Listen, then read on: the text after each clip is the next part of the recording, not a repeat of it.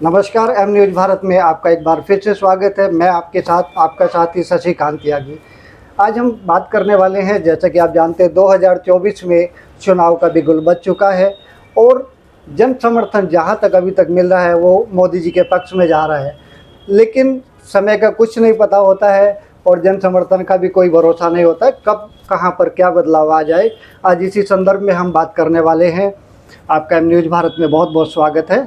जी शुक्रिया, धन्यवाद। आपका नाम? मेरा नाम मनीष कुमार। ओके मनीष कुमार जी, जैसे 2024 में अभी चुनाव होने वाले हैं, जी। ठीक है, आपका क्या मानना है कि अब की बार भाजपा सरकार आएगी या जैसे राहुल गांधी ने अभी देखा है, आपने बहुत मेहनत की है, उन्होंने भारत जोड़ो यात्रा भी उन्होंने की है, पूरे हिंदुस्तान में वो घूमे, कश्मीर से लेकर के कन्याकुमारी तक। तो क्या लगता है आपको कि क्या इसमें राहुल गांधी सफल हो पाएंगे या फिर मोदी जी तीसरी बार प्रधानमंत्री बनकर हैट्रिक बनाएंगे? देखिए, जैसा आपने बोला कि समय बड़ा होता है, समय से पहले कोई चीज़ बताई नहीं जा सकती, प्रेडिक्ट नहीं की जाती। लेकिन चीज़ें ये है कि अगर कोई भी, चाहे मोदी जी है चाहे राहुल जी, दोनों में से कोई भी है, हम तो ये मानते हैं कि जो अच्छा करेगा वो आएगा, वो ही उसी को जनता जिताएगी। नहीं, अभी तक दोनों के शासनकाल को अगर हम निष्कर्ष निकालें तो कांग्रेस लगभग 70 साल तक रही है और भाजपा को भी 12-13 साल हो गए हैं। तो आपको क्या लगता है कि जो 70 साल में काम हुआ है या भाजपा के शासनकाल में जो 12-13 साल जो कार्य हुआ है, उसमें कितना अंतर आपको पा रहे हैं? देखिए, अंतर तो है। जो किस तरह का अंतर है? जो प्रोग्रेस का जो रेट था वो पहले जो था उससे अभी कुछ ज़्यादा ही है। अच्छा। जितना बदलाव हो रहा है वो तेज़ी से हो रहा है और ये ग्राउंड पे दिख रहा है सब।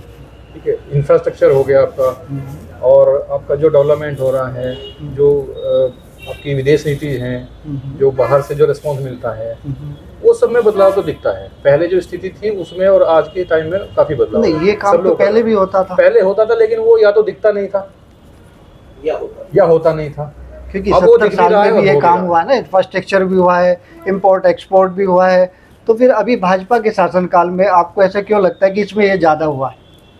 ज़्यादा इसलिए हुआ है, जैसे हम अपने एरिया की बात करते हैं, हमारा सिटी सहारनपुर है और हमें अगर मान लीजिए हमारा सबसे नज़दीक का मेट्रो सिटी दिल्ली है, तो यहाँ से हमारे जाने के लिए, दिल्ली जाने के लिए पहले रोड्स अवेलेबल नहीं थी, उतनी अच्छी टूटी फूटी थी, जैम लगता था, तो लोगों का टाइम और पैसे लगते थे।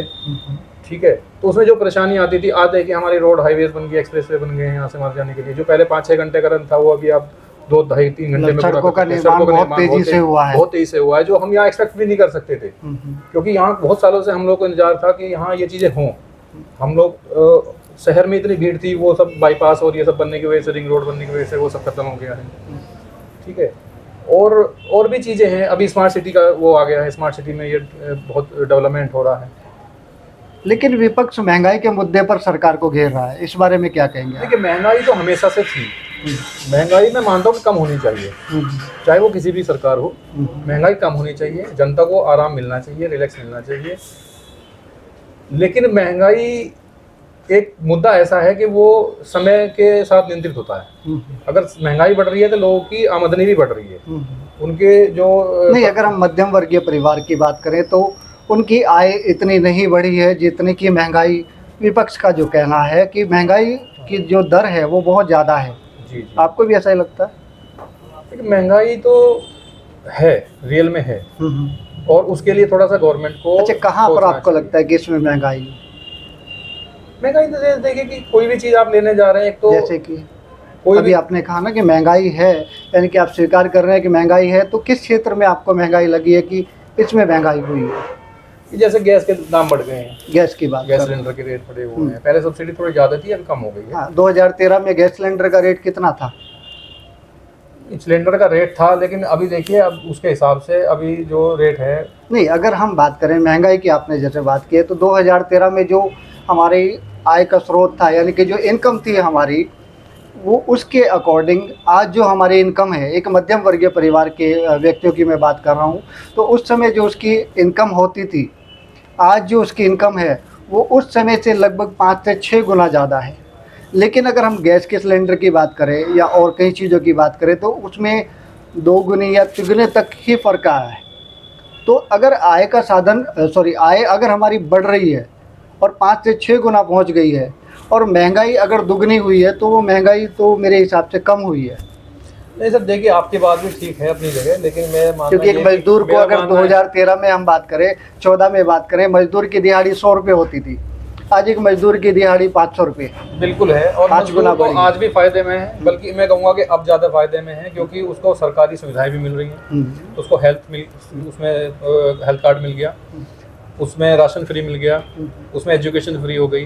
तो गवर्नमेंट ये जो सुविधाएं दे रही है, इनसे उनकी जो आमदनी जो पहले थी और जो उनको सुविधाएं मिलती थी, उनमें दोनों में बढ़ोतरी मान सकते हैं आप, कि उनकी आमदनी भी बढ़ गई, जैसे आपने बताया 100-150 रुपये से 400 रुपये 500 रुपये बढ़ गया, और बाकी ये गवर्नमेंट की फैसिलिटी मिल गई, वो तो फायदे में है।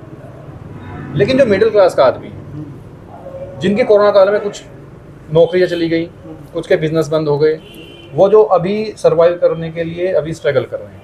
नहीं, नौकरी की अगर हम बात करें तो उनको अभी थोड़ा उत्तर सा प्रदेश अभी- में आपको जानकारी होगी, पिछले हफ्ते की बात है, उत्तर प्रदेश में 33 लाख करोड़ रुपया इन्वेस्ट हुआ है। यानी कि विदेशी जो कंपनीज हैं और स्वदेशी जो कंपनी है, उन्होंने 33 लाख करोड़ रुपया उत्तर प्रदेश में लगाया है, जिससे कि नए नए उद्योग लगेंगे और लगभग 1 करोड़ नौकरियां बेरोजगार जो व्यक्ति हैं उनको उपलब्ध कराई जाएगी। तो क्या ये आप इसको नहीं मानते कि नहीं, इससे ये भी मैं- महंगाई कम ये मैं होगी, एक उचित कदम मानता हूं। रोजगार उपलब्ध होंगे, देश का और- प्रदेश का विकास होगा तो देश की भी पहचान बिल्कुल, होती है। बिल्कुल। क्योंकि जो पैसा अगर किसी प्रदेश में आ रहा है तो वो विशेष एक प्रदेश के लिए नहीं होता, वो पूरे भारत की साख बनाता सभी है के लिए होता है। है ना, विदेश में इस चीज़ की। तो ये चीज़ आप मानते हैं, तो क्या आपको लगता है कि भाजपा सरकार यदि आती है तो इन सब मुद्दों को प्राथमिकता पर रखेगी? हाँ, ये तो मैं मानता हूँ। और जैसा कि अभी हमारे मुख्यमंत्री जी, सीएम योगी आदित्यनाथ जी जो काम कर रहे हैं, जो कदम उठा रहे हैं, वो एक अच्छे कदम है। जैसे ये अभी आपने बताया कि उसमें इतना इन्वेस्टमेंट जो अभी आया है यूपी में, तो ऐसे ही अच्छे कदम और भी होने चाहिए, ताकि ये जो लास्ट पायदान पर बैठा हुआ जो आदमी है, और मतलब एक जगह सिमट कर ये चीज़ न रह जाए एक क्षेत्र में, ये क्योंकि हमारा उत्तर प्रदेश बहुत बड़ा है। तो आप देखिए, मतलब ईस्ट से लेकर वेस्ट तक जाने के लिए किसी चीज़ को स्प्रेड सभी जगह यूनिफॉर्मली हो जाए, मेरा कहने का मतलब ये है, और हर एक को उसका फ़ायदा मिले। तो ये चीज़ें होती रहनी चाहिए, अच्छा कदम है। अच्छा, आगे जैसे जो है- अभी एक BBC डॉक्यूमेंट्री आई थी नरेंद्र मोदी जी की, जिसको भारत में बैन कर दिया गया, इस पर आप क्या कहेंगे, वो क्यों मैंने- बैन किया गया वो उसको? तो उसके बारे में मुझे जानकारी अच्छा, उसके तुरंत बाद हफ्ता 10 दिन बाद जो BBC न्यूज़ चैनल का यहाँ पर ऑफिस है, उस पर IT की रेड पड़ जाती है।